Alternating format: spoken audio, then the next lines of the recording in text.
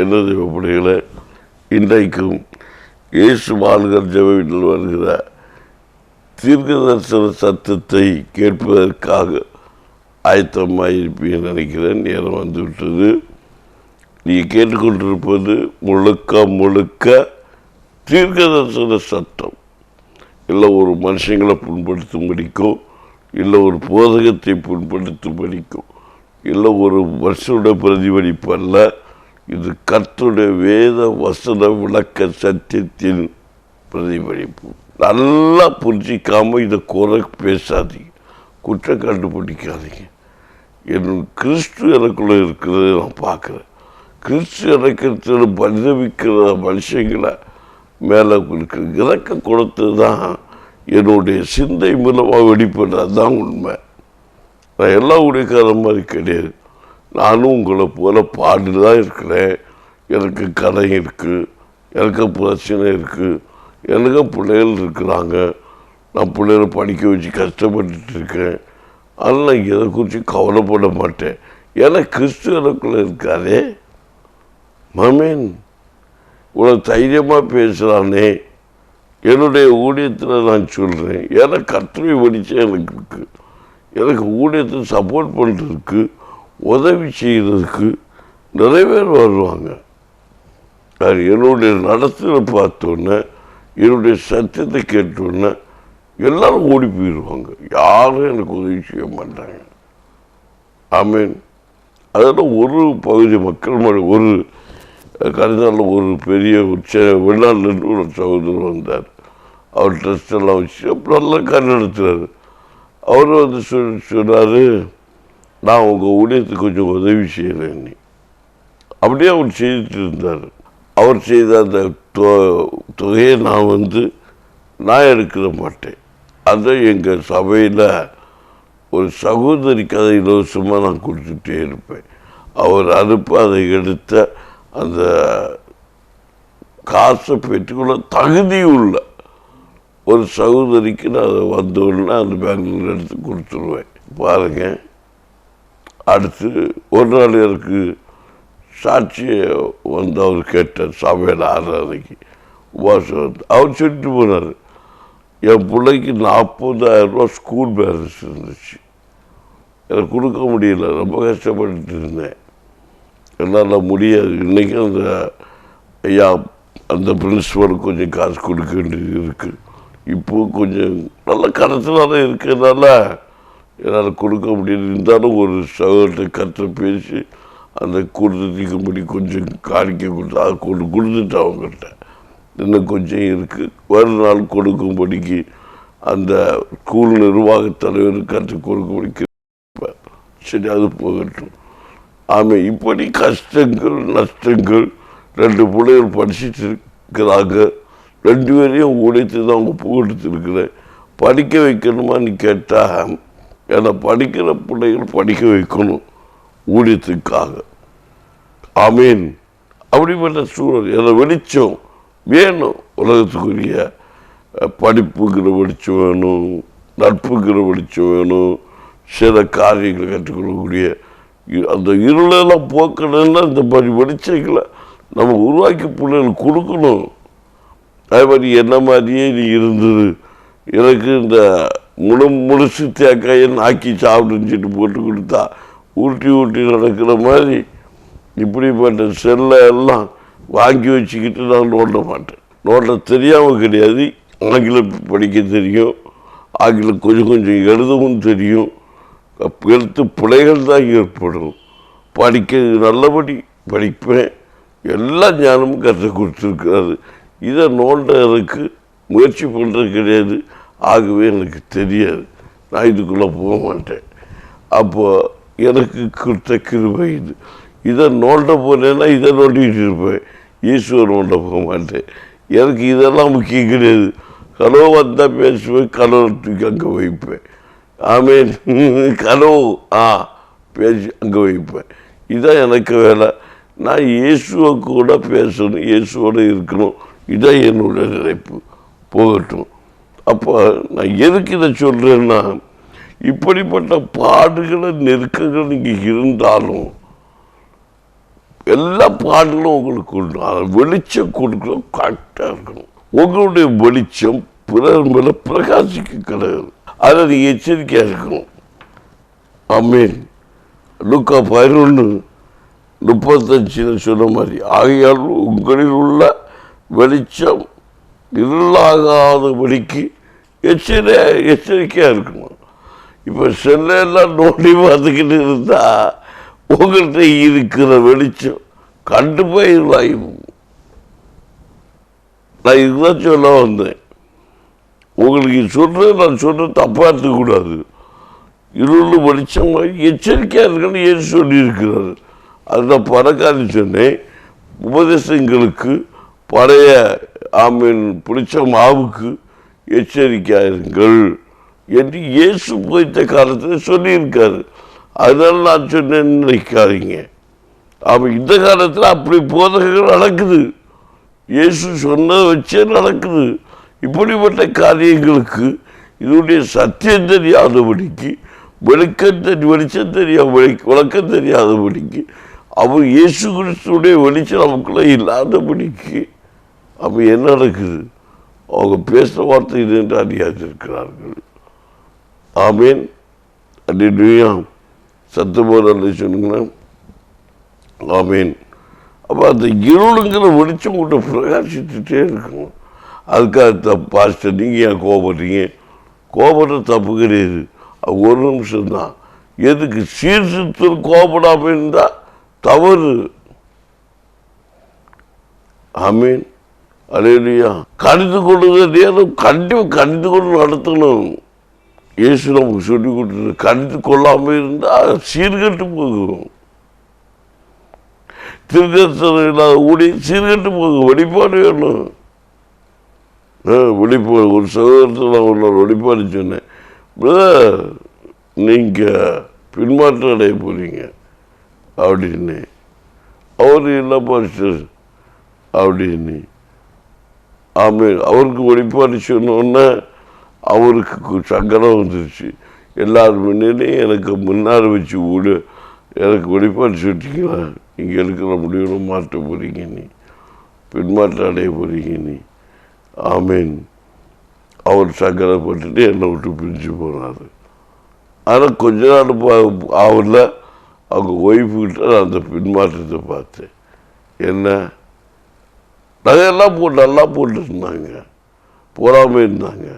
திடீர்னு பார்த்தீங்கன்னா எல்லாத்தையும் வாரி போட்டுருக்குறாங்க. அப்படின்னு சொல்லுங்கன்னா முடிவில் மாற்றம் கொண்டு வரதான் பின்மாற்றம்.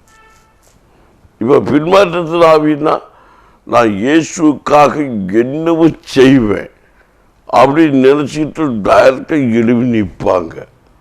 நின்னவங்க திடீர்னு பார்த்தீங்கன்னா எல்லாத்தையும் கீழே போட்டுக்கிட்டு வேலி சாப்பிட போய் நிற்பாங்க. அப்போ நாய் கடிச்சாச்சு. பின்மாற்றத்து நாய் எங்களை பிடிச்சாச்சு. கக்கிறத திரும்பவும் வேண்டாம் ஒதுக்கி வச்சா வீடு தோறணும். அதுதான் சொல்ல கலப்பில் கை வைத்து திரும்பி பார்க்கிறவன். ஆமீன். அல்லேலூயா. அல்லேலூயா. அல்லேலூயா. திரும்பி பார்க்க கூடாது. ஜீவன் தப்ப ஓடிப்போர் நோத்துக்க பண்ணிக்கிட்டு சொல்றாரு. திரும்பி பார்க்காத உப்பு தூள் ஆகி போடுவா. திரும்பி பார்க்காதன்னா அவர் ஐயோ இதெல்லாம் எப்படி விட்டுட்டு ஓடுறது? இது எங்கே போய் அது கிடைக்கும்? இதெல்லாம் எரிஞ்சு போகுதா? ஆண்டவரே அதை எடுத்துக்குவா, இதை வாரி போயிடு. ஒன்றும் தோணாது. எல்லாம் விட்டுட்டு ஓடி போயிடு. நான் ஒன்றும் விட மாட்டேன்டா. எல்லாம் எனக்கு வேணும்னு. ஐயோ இதெல்லாம் எப்படி இப்படி பார்த்தா தேவைப்படையில வார்த்தை வருஷத்தில் நம்ம கீழ்ப்படிச்சிருக்கணும். அதுதான் இந்த காலத்தில் இந்த வருஷத்து வெளிச்சத்தின் பிள்ளையாக நடந்து கொள் என்று எபேசியர் 5:8 முற்காலத்தில் நீங்கள் அந்தகாரமாயிருந்தீர்கள். அந்தகாரம் இருளுக்குள்ள இருளுக்குள்ள இருந்தீங்க. இப்பொழுதோ கர்த்தருக்குள்ள வெளிச்சமாக இருக்கிறீங்க. அந்த வெளிச்சம் உங்களில் பிரகாசிக்கணும். இப்படிப்பட்ட கிரியை செய்யாம பிடிச்ச மாவுக்கு எச்சரிக்கையாக இருந்து போதகத்தை ஆமீன், வெறுக்காம நல்ல போதகத்தை ஏற்றுக்கொண்டு நல்ல போதகத்தை நடக்க ஒப்பு கொடுத்து ஆமீன் வெளிச்சத்தின் பிள்ளைகளால் நடந்து கொள்ள நாம் பழகி கொள்ளணும். அல்லேலூயா, அல்லேலூயா. சத்தமாக சொல்ல மாட்டேங்கிறீங்க. இருள வெளிச்சமாக இருக்கணும் அப்படின்னு சொல்றாரு. ஆமீன், அல்லேலூயா, அல்லேலூயா, அல்லேலூயா. கர்த்தரை ஆவியானவர் என்னோடு பேசி கொண்டிருக்கிறத நான் பார்க்குறேன். யாலபி சாத்துருப ஆமீன். வெளிச்சமாக இருக்கிறீர்கள், வெளிச்சத்தின் பிள்ளைகளால் நடந்து கொள்ளுங்கள். ஆமீன். அடுத்ததாக பார்த்தீங்கன்னா ஏசாயா 50 வாசிங்க. உங்களில் எவன் கர்த்தருக்கு பயந்து அவருடைய தாசனின் சொல்லை கேட்டு தனக்கு வெளிச்சம் இல்லாததினால் இருட்டிலே நடக்கிற அவன் கர்த்தருடைய ஆமீன் நாமத்தை ஆமீன் நம்பி தன் தேவனை சார்ந்து கொள்ள கடவன். பார்த்தீங்களா? ஆண்டவரை சார்ந்து கொண்டு நடக்கணும். உங்களை எவன் கர்த்தருக்கு பயந்தவுடைய தாசனி சொல்லை கேட்டு, கர்த்தருடைய தாசனுடைய சொல்லை தேவனுடைய ஊழியக்காரன் தேவனுடைய போதகத்தை கேட்டு அவருடைய சார்ந்து அவள் நடந்து கொள்ளணும். இயேசு கிறிஸ்து தன் சீசர்களுக்கு நடத்தின போதெல்லாம் அவர் சீசர்களை கூட வைத்து கொண்டார். ஒரு மனுஷன் அவர்கிட்ட போய் கேட்கிறாரு, போதகரே மருத்துவர்கள் அடக்கம் பண்ண போட்டுமா? அவர் சொல்றாரு, நீ எப்படினாலவா மருத்துவர் அடக்கம் பண்ணட்டும். அது அடக்கம் பண்ண ஒரு கூட்டம் இல்லை. நீ ஆண்டோடைய உடைக்கார, நீ வெளிச்சமா இருக்கா, நீ எங்கூடவா? அதுக்குன்னு ஒரு கூட்டம் உண்டு, அவங்க செய்து போகட்டும், நீ வான்னாரு. அப்போ இந்த வார்த்தையுடைய அர்த்தம் என்ன? இது ஒரு வசனம், ஒரு வார்த்தை, இயேசு சொன்ன வார்த்தை. அவருடைய நல்ல ஒரு போதகம், ஒரு நடத்துதல் சீசன் அவர் சொன்னார். நம்ம பார்க்கணும். இது ஒரு வசனமாக வைத்துக் கொள்ளுங்க, ஒரு வார்த்தையாக வைத்துக் கொள்ளுங்க. இது ஒரு முத்திரிக்கப்பட்ட வார்த்தை, ஒரு பரிசுத்தவானுடைய வார்த்தை, அதாவது தாசனுடைய வார்த்தை, தெய்வ தாசனுடைய வார்த்தை வைத்துக் கொள்ளுங்களேன். அப்போ ஏன் சொன்னார்? அது அவங்க உறக்க வேலை, ஒடி கொடுக்கிற வேலை. நீ எங்கூட வா, கூட இரு, அவர் பக்கத்தில் இருக்கணும், கூட இருந்து அவருடைய இணைந்து வெளிச்சத்து கொடுக்க ஒளியாக இருக்கணும். தனிமரம் அநேக சொல்லுவாங்க, தனிமரம் தோப்பாகாது. ஆமீன். எல்லா மரம் சேர்ந்தால் தான் தோப்பு, ஒரு குழு, ஒரு காரியமாகணும், தோப்பாக இருப்பாங்க. ஆனால் அடுத்து இன்னொரு பழமொழி எல்லாரும் சொல்லுவாங்க, என்ன பார்க்குறீங்க, இந்த ஆள் பழமொழியெல்லாம் சொல்கிறாரு அப்படின்னு பார்க்குறீங்களா? தனிமரம் தோப்பாகாதுன்னு சொல்லுவாங்க. நம்ம எந்த தோப்புக்குள்ள இருந்தாலும் ஒவ்வொரு மரம் தனிமரம் தான் சொல்லுவாங்க. இதெல்லாம் பகையாடி இருக்கும்போது நீ எவ்வளோ கூட்டத்துக்குள்ள எல்லாம் தனியாக தான் இருக்க, ஒன்றா மட்டும் வந்து வெட்டி சத்தி விடுவேன் அப்படிங்க பாருங்க. என்ன பார்க்குறீங்க? அதுவும் ஒன்று போல இருக்கு. வா, நீ தனியாவா? எந்த மந்தையில் இருந்தாலும் நீ தனியாக பிரிஞ்சு போனா தீந்த. மந்தைக்குள்ளே இருக்கும்போது ஒரு பாதுகாப்பு உண்டு. அதனால இயேசு கிறிஸ்து 100 ஆண்டு ஒரு மந்தை, ஒரு ஆடு காணாமல் போச்சு, தேடி போனார். ஏன்னா அதுக்கு பாதுகாப்பு கிடையாது. தனியாக இருக்கு, மந்தையில் இல்லை. மந்தையில் இருந்தால் பாதுகாப்பு உண்டு. 100 ஆடை நடுகாட்டில் விட்டார். ஏன்னா அது மந்தைக்குள்ளே இருக்கு, பாதுகாப்பு வளையத்துக்குள்ளே இருக்கு. அதனால அங்கே இருக்க சிங்கமோ ஓனாயோ உள்ளே வராது. அந்த பாதுகாப்புக்குள்ளே காட்டுக்குள்ளே தனியாக விட்டுட்டு போயிருக்கான். அதுக்கு பாதுகாப்பை வச்சுக்கிட்டு போயிருக்கான். பாதுகாப்புக்கு வேண்டி வச்சிருக்காரு ஆண்டவர். அதில் ஒரு ஆடுங்கிற பாதுகாப்பு கிடையாது, அதுக்கு வேலை கிடையாது. அதனால தான் மந்தையில் எல்லாம் தாடு, மந்தையில் சேராத்த அந்த தாட்டை தேடி போறேன்னார் இயேசு. எதுக்கு சொன்னார்? வசனத்தை அறியாது இருக்கான், சத்தியத்தை நீ அறிந்து கொள்ளணும். அதுதான் இங்கே சொல்லு, கர்த்தருடைய பயந்து அவருடைய தாசரி சொல்லை கேட்டு தனி ஆட்டை தேடி போறார். ஒன்று அந்த ஆட்டை போல நீ தனிமைப்பட்டிருந்த உன்னை தேடி வந்து அவருடைய சொல்லை கேட்டு அவருக்கு நீ கீழ்ப்படிஞ்சிருக்கணும். இந்த வார்த்தையுடைய சத்தியங்களை எல்லாம் நம்ம கேட்கணும். நீ மந்தைக்குள்ள சேர்ந்துருக்கா, அதனால உனக்கு பாதுகாப்பு உண்டு. ஒரு ஆள் தனியாக நீ போகிற பாதுகாப்பு இல்லை. எங்கேயா புதருக்குள்ள சிக்கி உனக்கு எங்கே இருந்து உள்ள வந்து பிரிபட்டு விடும். அதனால கத்த உன்னை தேடி வந்தா, இயேசுவை தேடி வந்த. எச்சரிக்கையாயிரு, இருளாகாதபடிக்கு எச்சரிக்கையாக இருக்கணும். இருளுங்கிறது என்ன? ஒரு சந்தேகங்கிற இருள் கருத நான் உங்களுக்கு சொல்லி கொடுத்தேன். மீண்டும் மீண்டும் அரைச்சமாவை திருப்பி அரைக்க வேண்டியது இருக்கு. ஆமீன். நீ வெளிச்சம் கொடுக்குறா இருக்கு, எல்லாம் ஏற்றுக்கொள்ளணும். பலராஜ்யம் ஏற்றுக்கொள்ளணும்.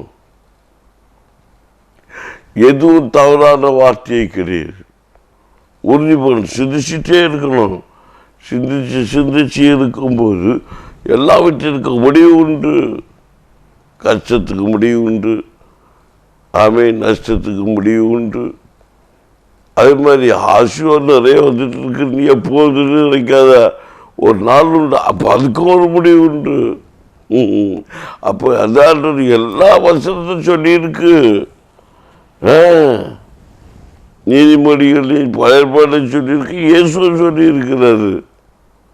புத்தி உள்ள ஸ்திரீ தன் வீட்டை கட்டுகிறார். இதெல்லாம் வசனத்துடைய ஒரு ரகசியங்கள்.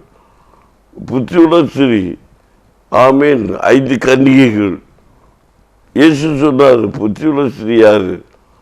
5 கன்னி, புத்தியுள்ள 5 பேர், புத்தி இல்லாத 5 பேர். 5 பேர் என்ன செஞ்சுருந்தாங்க? அவன் வீட்டை கட்டுப்படிக்கு ரெடியாக இருந்தா. அப்படிதானே? அதான் ஒளி கொண்டுக்கிறதுக்கு ரெடியாக இருந்தா, வெளிச்சம் வீச ரெடியாக இருந்தா. அதான் நான் உங்களுக்கு சொல்ல வந்த அந்த வார்த்தையுடைய சத்தியத்தை. புத்தி உள்ள ஸ்திரீ தன் வீட்டை கட்டுகிறாள், புத்தி இல்லாதவா அவன் இடித்து போடுகிறாள். அப்போ வெளிச்சம் கொடுக்கணும் இருக்கிறவா புத்தி உள்ளவா, புத்தி இல்லாதவ வெளிச்சம் கொடுக்காதவ. அப்போ ஆவியில் பரிசுத்தம் உள்ளவ, புத்தி உள்ளவ. காட்டியாக இருக்கக்கூடாது, பொறாம. அடுத்த வீட்டில் ஒரு பொரிச்சல் எரிச்சல், அடுத்த பிள்ளைய குடிச்சா பொரிச்சல் எரிச்சல் மாச்சல், ஆமீன், பொறாம, இப்படிப்பட்ட இருக்கக்கூடாது. இதெல்லாம் இருள். அடுத்த பிள்ளைகளை பற்றி நம்ம கோழி சொல்றது இருள், குண்டனி சொல்ற இருள், அடுத்த பிள்ளை குற்றப்படுத்துறது இருள். சமையல பார்த்தீங்களா? தப்பா எடுத்துக்காதீங்க.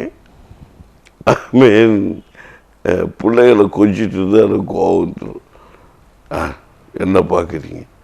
பிள்ளைகளை கொஞ்சிட்டு இருந்தால் எனக்கு கோவம் வந்துடும். தெய்வம் அப்படி 6 நேரத்தில் 7 நேரத்தில் பிள்ளைகளை கொஞ்சிட்டு கண்டேன்னா அடிச்சு விடுவேன். யாருக்கு குழந்தை கொடு அப்படின்ட்டுருவேன். நான் பிள்ளைகளை அதிகம் நேசிக்கிறவன். யாருன்னு தெரியுமா? கொஞ்சிக்கிட்டு அழுதுட்டு விட்டு வச்சுக்கிட்டுங்களா, உடனே கொண்டு போய் அம்மாவுக்கிட்ட கொண்டு கொடுப்பாங்க. அம்மாவுக்கு ஒரு வேலை பார்த்துட்டு இருப்பாங்க. அப்போ எதுக்கு அந்த பிள்ளைய கொஞ்சம்னா, அந்த பிள்ளைகிட்ட நன்மையை ஏற்றுக்கொள்ளுகிற அந்த பிள்ளை கொஞ்சம் ஆவி இருக்கிற, அதுக்கு ட்ரெஸ்ஸை மாற்றி கொடு, அதை குளிப்பாட்டு தொலைச்சி கொடு. பின்ன எதுக்கு அந்த பிள்ளைய கொஞ்சிற? செய். இது வெளிச்சம், அதுக்கு நன்மை வேணும். அந்த பெரிய தீமை வேண்டாமோ? தீமையை பெற்றுக்கொள்ள ரெடியாக இருந்தேன்னா அந்த நன்மையை ஏற்றுவோம். நன்மை மட்டும் வேணும், தீமை வேண்டாம்னா. அப்பாவுடைய சம்பாத்திய சொத்து வேணும். அது சொத்து மூலம் ஒரு சாபம் வேண்டாமா? அப்போ எப்படி சம்பாதிச்சணும்னு தெரியுமா? வசனம் சொல்லு. அப்போ வேண்டாம், அப்போது சொத்து வேணும். அப்போடைய போதகம் வேண்டாம், அப்போடைய ஆசீர்வாதம் வேணும். ஆராதனை வேண்டாம், ஆனால் எனக்கு விடுதலை வேணும், எனக்கு ரட்சிப்பு வேணும், எனக்கு ஆராதனை இல்லாமல் எப்படி விடுதலை வரும்? ஆராதிக்கும் விடுதல், ஆராதிக்கும் சாவிக்கும். பாட்டு மட்டும் பாடுவோம், நீ ஆராதனை வேணும். ஆமீன். விதவிதமாக ஜபிக்கிற ஜபத்தில் நடக்கிற அற்புதம் வேணும். ஆனால் விதவித ஆராதனை வேண்டாம். ஆமீன். புளிச்ச மாவு எச்சரிக்கையாக இருக்கணும். இது இருள். ஆமீன்.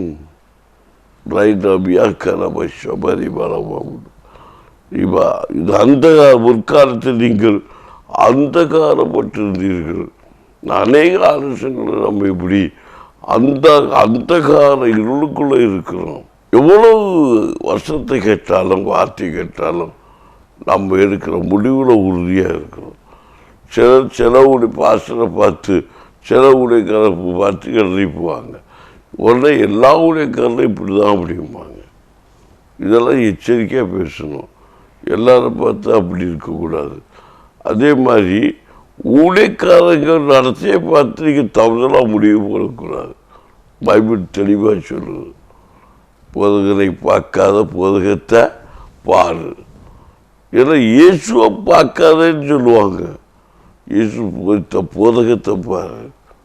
சரி, அவருக்கு மேலே நான் படிய போடுறேன்னா, இயேசுவை ஒரு சீனில் பார்த்தாங்க. அவர் ரவுடியாக தான் வெளிப்பட்டார். ஆமாம். எங்கே தேவாலயத்தில் அவருக்கு தேவாலயத்தை வந்து பார்க்குறாரு. பார்க்கும்போது அங்கே நடக்குது கடியடி கூத்தாட்டக்கு எல்லாம்.